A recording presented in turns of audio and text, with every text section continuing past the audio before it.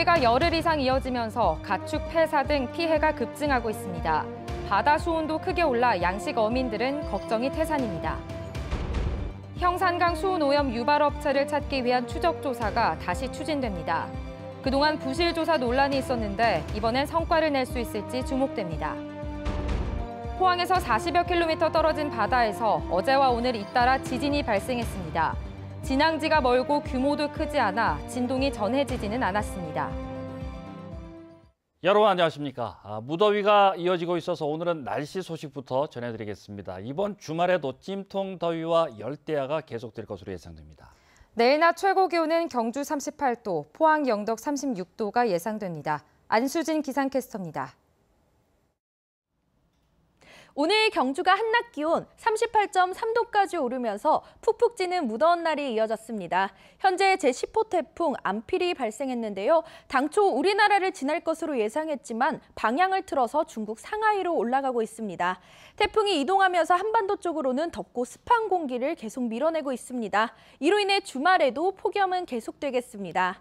밤에도 열기가 식지 못하면서 열대야가 이어지고 있는데요. 카페인이나 알코올 섭취는 가급적 자제해 주시고 잠자리에 들기 1시간 전에는 미지근한 물로 샤워를 해주시면 숙면에 도움이 되겠습니다. 내일 미세먼지 농도는 좋음에서 보통 수준이 예상이 됩니다. 다만 오존은 나쁨 단계로 높게 나타나겠습니다. 자세한 내일 날씨 알아보겠습니다. 내일은 맑은 하늘 이어지겠습니다. 아침 기온 23도에서 26도, 낮 기온은 34도에서 38도입니다. 울릉도와 독도 역시 맑겠습니다. 아침 기온 울릉도 26도, 독도 25도, 낮이 되면 울릉도 32도, 독도 29도입니다. 동해상에도 구름 한 점 없이 맑은 가운데 당분간 곳곳에는 안개가 짙게 끼겠습니다. 바다의 물결 동해 전해상에서 최고 1m로 잔잔하겠습니다.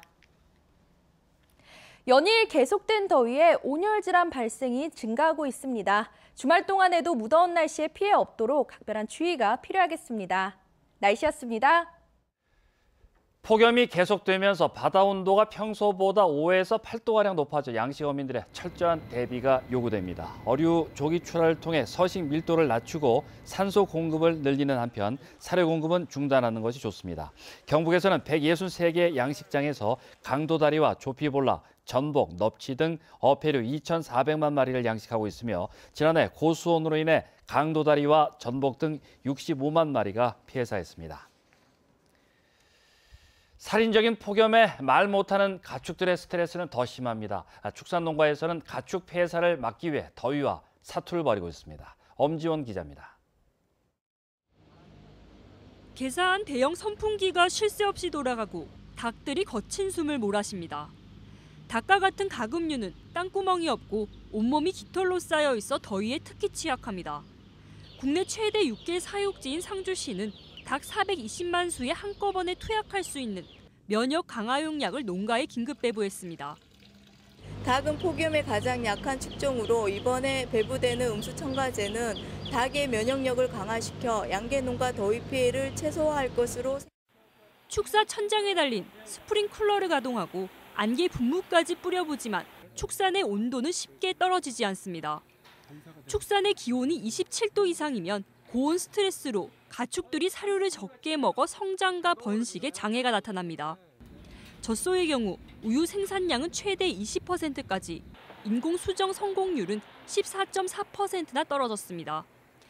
피해를 막기 위해선 축사 온도를 낮추는 한편 사료 외의 비타민과 미네랄 영양제를 먹이고 사육 밀도를 낮추는 것이 중요합니다. 다양한 방법으로 가축의 체감 온도를 낮추어주고 사료 내 비타민 등 광물질을 첨가하여 사료 섭취량을 높일 수 있도록 노력해야 합니다. 경북에서는 지금까지 닭 12만 2천여 마리, 돼지 1,800여 마리 등 가축 12만 3천여 마리가 이번 무더위로 폐사했습니다. MBC 뉴스 엄지연입니다. 해병대가 포항 비행장 활주로에 추락한 상륙기동 헬기 마리논 사고 현장을 오늘 언론에 처음 공개했습니다. 헬기는 불에 그을려 형체를 알아볼 수 없을 정도로 심하게 파손됐고 파편은 여기저기 흩어져 있어 사고 발생 당시의 참혹한 상황을 그대로 보였습니다. 이어 기자회견에서 유족들은 국방부 차관의 비공개 방문 외에는 공식적인 사과를 받지 못했다며 해병대 측은 사고 정보와 자료를 제대로 공개하지 않은 채 연결식만 논의하기에 바쁘다며 불만을 토로했습니다. 또한 의전 등의 문제로 짜증이 난 게 아니냐는 송영무 국방부 장관의 발언을 비난하며 우리를 보는 시각이 그런데 제대로 된 조사가 이뤄질지 의문이라는 입장을 밝혔습니다. 오늘 낮 12시 29분쯤 포항시 남구 동남동쪽 43km 해역에서 규모 2.3의 지진이 발생했습니다. 진앙은 북위 35.84도, 동경 129.79도이고 지진 발생 깊이는 21km입니다. 앞서 어제 오전 5시 52분에는 포항시 남구 동남동쪽 44km 해역에서 규모 2.5의 지진이 발생한 바 있습니다.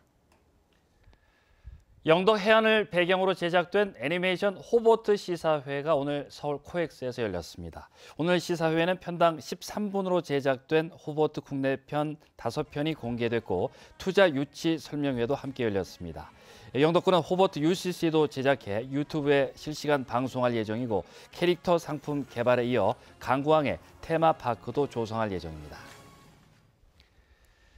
포항 형산강 수은 오염을 유발한 업체를 찾기 위한 추적 조사가 다시 추진됩니다. 환경부와 검찰 모두 원인 규명에 실패해 그동안 부실 조사 논란이 끊이지 않았는데 이번에는 성과를 낼 수 있을지 주목됩니다. 장미풍 기자가 보도합니다. 형산강에서 수은에 오염된 제첩이 무더기로 발견되면서 불거진 수은 오염 문제.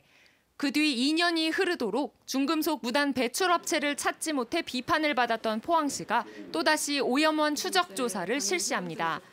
안정 동위원소 분석으로 중금속에 오염된 형산강 주변 퇴적물과 철강공단 업체가 배출한 오염물질의 성분을 비교하는 방법입니다. 수은 같은 경우는 이제 각각 다른 오염원들마다 이제 동위원소 비가 각각 다르기 때문에 저희가 그 값을 바탕으로 오염원을 추적할 수 있게 됩니다. 포항시는 지난 2016년 환경부 조사와 검찰 수사에도 불구하고 오염업체를 밝히지 못해 그동안 부실 조사 논란이 끊이지 않았습니다. 이미 검찰과 업체 100여 곳을 조사했지만 내사 종결됐고 여러 차례 조사에도 불구하고 원인 규명에 실패했습니다. 이번 안정동위원소 추적 조사도 지난해 7월 이후 여러 차례 미뤄져 비판을 받았고 결국 1년이 지나서야 조사에 착수한 겁니다. 환경단체는 포항시가 오염원 규명과 처벌에 대한 의지가 없다며 포항시의 주객 전도식 수은 오염 대책에 대해 비판해왔습니다.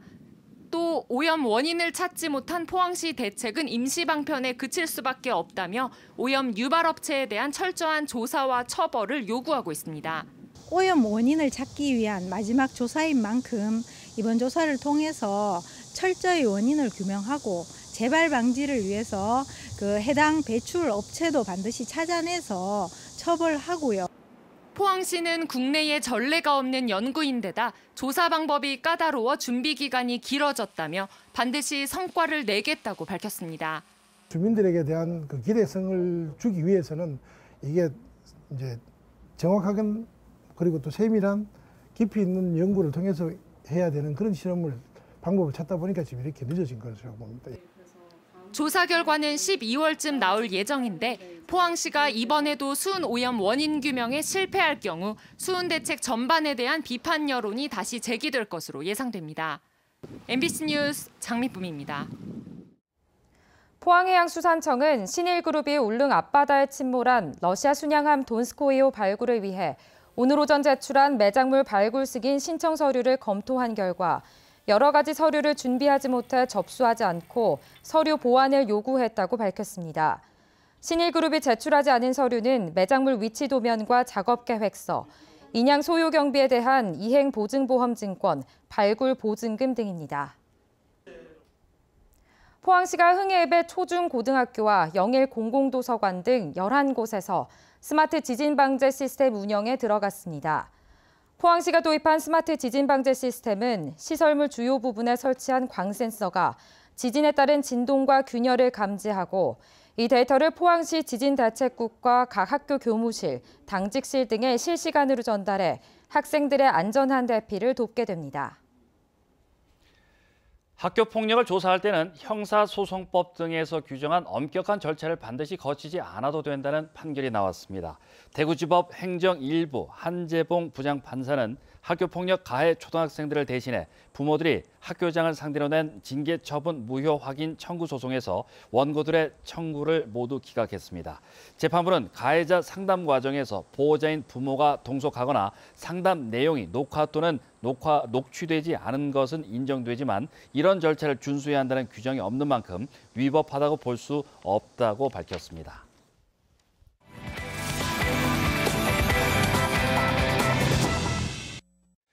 다음 주 열리는 포항국제불빛축제에서는 의미 있는 공연이 펼쳐집니다. 바로 국악인과 시민 100명이 한데 어울려 펼치는 식전 공연인데요. 어떤 공연인지 홍태균 아나운서가 살짝 엿보았습니다.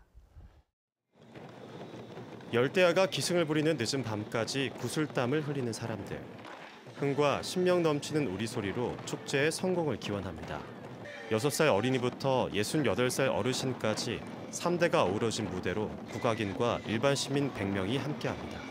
뜨거운 여름 그 열기만큼 아주 흥을 돋궈주는 그런 무대가 될 것입니다. 시민 여러분들도 잠시 오셔서 여름을 이겨나가는데 큰 힘을 얻어가시기 바랍니다. 빛으로 일어서는 포항을 주제로 한 이번 공연은 난타와 가야금 병창, 국악가요 등 송구, 영포 4개 마당으로 구성됩니다. 100명이 오르는 피날레 공연 쾌지나 송송 나내는 신명나는 민요가락에 포항의 평안과 번영을 기원하는 가사를 붙였습니다. 포항 불빛축제에 빛으로 일어서는 그런 컨셉트에 맞게 우리 음악의 아름다운 과무하게 곁들여지고 거기서 3대가 함께 어우러져서 불빛 난타라는 그런 음악을 함께 하고요. 그리고 백인의 한마당이라 해서 정말 백인의 공연자들이 정말 이 더운 여름에 땀을 펄펄 흘려서 함께 마음을 똘똘 뭉쳤습니다.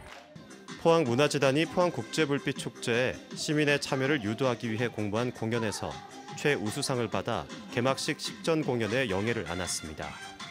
주말에는 경주 작가 릴레이전 서지현 작가의 전시를 경주 예술의 전당 알천미술관에서 만날 수 있고 나비와 청산가자 멍석청초의 신나는 부춤놀이 전시가 포항 빅갤러리에서 광복 73주년 기념 만화의 울림 전쟁과 가족과 국공립극단 페스티벌 참가작인 경산시립극단의 교육국 너희들은 왜 학교에 가니 선생님이 좋아서요를 경주 예술의 전당에서 만날 수 있습니다. MBC 뉴스 홍태균입니다. 유엔의 대북 제재를 어기고 북한산 석탄이 국내로 반입됐다는 논란과 관련해 포스코가 북한산 석탄을 사용하지 않는다는 입장을 밝혔습니다. 포스코는 지난 2009년 유엔 대북 제재 결의안 채택 이후 지금까지 북한산 석탄을 전혀 사용하지 않고 있고 무연탄 구매 시 공신력 있는 원산지 증명서를 세관에 제출해 북한산 석탄 사용을 원천적으로 차단하고 있다고 설명했습니다. 경주시는 오늘 경주 화백 컨벤션 센터에서 문무대왕 해양 심포지엄을 열고 바다를 통한 경주의 미래를 구상했습니다. 이번 심포지엄에서는 문무대왕의 해양 정신과 해양 실크로드 문명, 그리고 경주의 해양 관광 비전 등에 대해 4명이 주제를 발표했고 각계 인사들이 종합 토론을 벌였습니다. 경주시는 심포지엄에서 논의된 다양한 의견을 종합해 경주의 해양 정책에 반영할 계획입니다. 포항 지역 오징어 채낚기 어선들이 러시아 수역으로 첫 조업에 나섭니다. 올해 러시아 수역 조업을 허가받은 어선은 포항 12척, 경주 14척 등 전국 51척으로 이달부터 10월까지 넉 달간 조업할 수 있습니다. 입어료는 작년과 동일한 톤당 103달러며 쿼터량은 오징어 1,785톤, 복어 25톤입니다. 지난 1998년 신한일 어업협정 체결로 어장이 줄어들자 러시아 수역에 돈을 내고 조업하고 있는데 이강덕 포항시장은 출하식에 참석해 어업인들의 안전조업을 기원했습니다. 사적지인 경주 봉황대를 배경으로 한 봉황대 뮤직스퀘어 8번째 공연이 오늘 오후 8시부터 펼쳐지고 있습니다. 오늘 공연은 7080 서머 포크 페스타란 주제로 남궁옥분과 추가열, 김희진 등이 출연해 다양한 색깔의 대중가요를 부릅니다. 봉황대 뮤직스퀘어는 오는 10월까지 매주 금요일 펼쳐지는데 다음 주는 가수 저구가 출연합니다. 경상북도가 추진하는 원전 관련 주요 국책 사업이 내년 예산 확보가 순조롭지 않아 무산될 위기에 처했습니다. 경상북도는 원자력 안전연구센터와 방사선 융합기술원, 그리고 국가원자력안전규제 전문인력센터 설립 등에 필요한 국비 162억 원을 내년 예산에 반영해 줄 것을 해당 부처에 요청했으나 전혀 반영되지 않았습니다. 이에 따라 동경주에 국제원자력안전연구단지를 조성해 국가지진방재센터 등 원자력 관련 기관을 모으려던 계획도 불투명해졌습니다. 경상북도는 원자력안전연구센터의 경우 방패장 유치 지원 사업비를 활용하는 방안을 검토하는 한편 울진 한국표준형 원전 수출 산업단지 조성과 영덕 신재생 융복합단지 조성을 정부에 건의하기로 했습니다. 이상으로 포항 MBC 뉴스데스크를 마치겠습니다. 여러분 고맙습니다.